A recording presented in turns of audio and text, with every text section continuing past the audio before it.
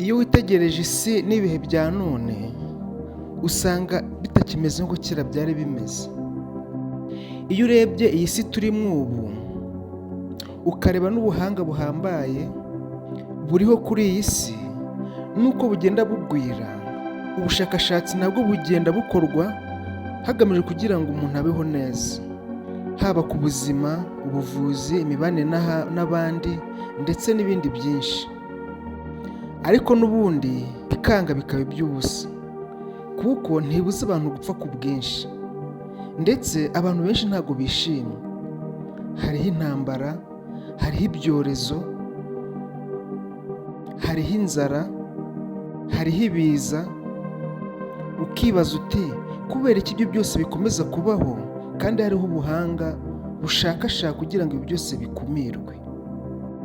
Abahanga mu bya Bibiliya bemeza ko turi mu minsi y'imperuka, ndetse ko ibiri kuba byose byahanuwe, ko hazabaho ubuhanga ariko butazabasha gukuraho ibibazo biriho, ahubwo ibibazo bizakomeza kwiyongera umunsi ku wundi.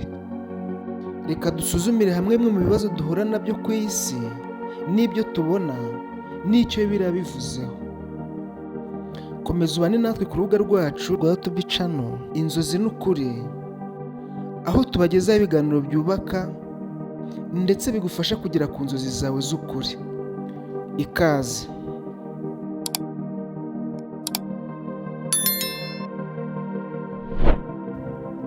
Igihe cy'imperuka nk'uko Bibiliya bivuga. Mu ntangiriro y'ibihe by'imperuka, isi izaba itakimeze nka mbere.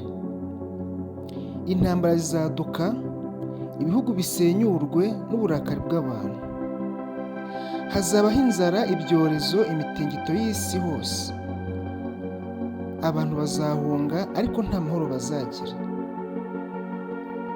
Yesu ubwo yaravuze ati, hazabaho intambara n'ibihuha by'intambara, ariko ntimugire ubwoba, ibyo bigomba kubaho.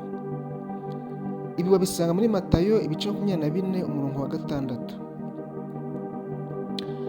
Abahanuzi b'ibinyoma bazaboneka hose, bavuga mu izina ry'Imana ariko bayihinyuza.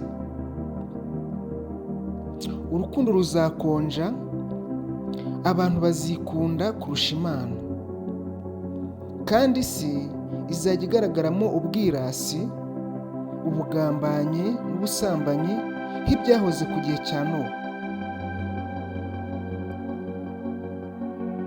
Mu gitabo cy'ibyahishuwe havugwa inzozi 7 z'ibyago, zirimbura isi, zikazana imvura y'umuriro, ibisasu n'amaraso. Ariko hagati y'ayo makuba yose, Imana izaba ifite abasigaye bayo, abakiranutsi barinda ukwizera kwabo kugera ku iherezo.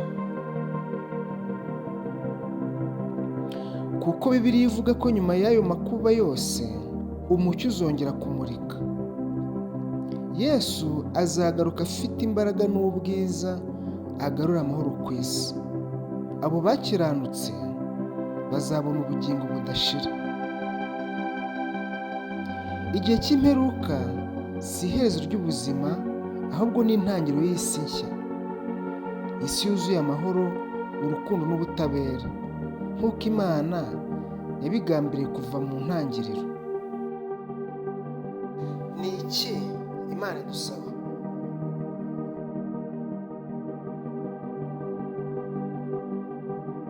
Mu buryo bugufi, Imana idusaba kuyumvira, kuyikunda no gukunda abandi. Ariko reka dusobanure neza uko Bibiliya bivuga. Kuyikunda n'umutima wose. Imana idusaba kuyikunda n'umutima wacu wose, n'ubwenge bwacu bwose, n'imbaraga zacu zose. Ibi tubisanga mu Butegeko bwa 2 ibice 10 umurongo wa 12. Hagira hati, ubu rero wa Isirayeli we, ni iki Uwiteka Imana yawe igusaba? Ni ugutinya Uwiteka Imana yawe, ukagenda mu nzira ze zose, ukamukunda, ukorera Uwiteka Imana yawe n'umutima wawe wose n'ubugingo bwawe bwose. Icya kabiri ni ugukunda abandi nk'uko wikunda. Tubisanga muri Matayo ibice 22 umurongo wa 39. Hagira hati ukunde mugenzi wawe nk'uko wikunda. Yesu yavuze ko iri ari ryo tegeko rya kabiri rikuru. Icya gatatu, gukora ibitunganye, gukunda ubuntu no kugendera mu bwicishe bugufi imbere y'Imana. Ibyo tubisanga muri Mika ibice 6 umurongo wa 8. Hagira hati yaguhishuriye icyiza wa muntu we, kandi Uwiteka icyo agusaba ni iki? Keretse gukora iby'ukuri, gukunda ubuntu no kugendera mu bwicishe bugufi imbere y'Imana yawe.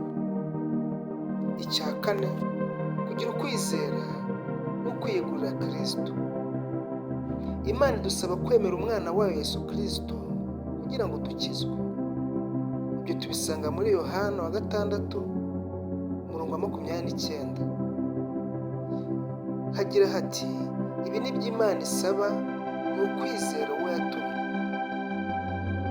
Mu magambo magufi, Imana idusaba gukunda no kumvira Imana, gukunda abandi, gukora ibyiza n'ukuri no kwizera Yesu Kristo.